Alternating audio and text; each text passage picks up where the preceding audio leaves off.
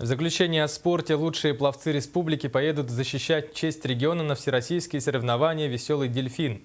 В бассейне Чолбон в столице прошел республиканский чемпионат по плаванию в двух возрастных группах. Сюжет Нургуяны Егоровой.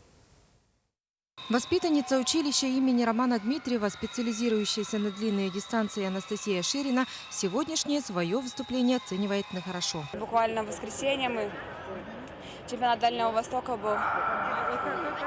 У нас наши девочки по первенству была первая Наталья Гуляева. Мы заняли 3-е место в эстафете. В лично-командном мы заняли призовые места. В принципе, все призы попали. Сегодня на старт вышли 187 участников из Алдана, Айхала, Мирного и Якутска. Лучшие отберутся на всероссийские соревнования «Веселый дельфин», который пройдет с 1 по 4 марта. Также на второй этап Всероссийской спартакиады школьников. Спартакиада будет проходить тоже в апреле месяце.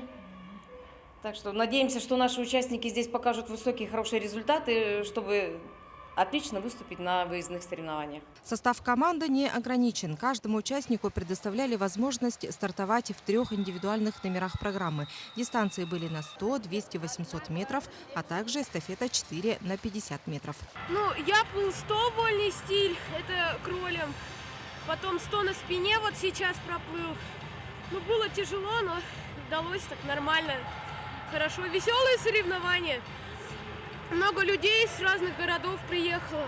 Я занимаюсь здесь 3-й год. Я проплыла 100 метров брас. Время какое было? 1:46.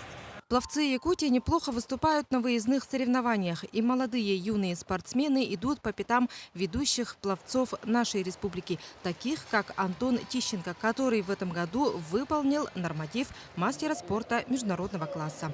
Нургуяна Егорова, Василий Слепцов, НВК Саха, Якутск.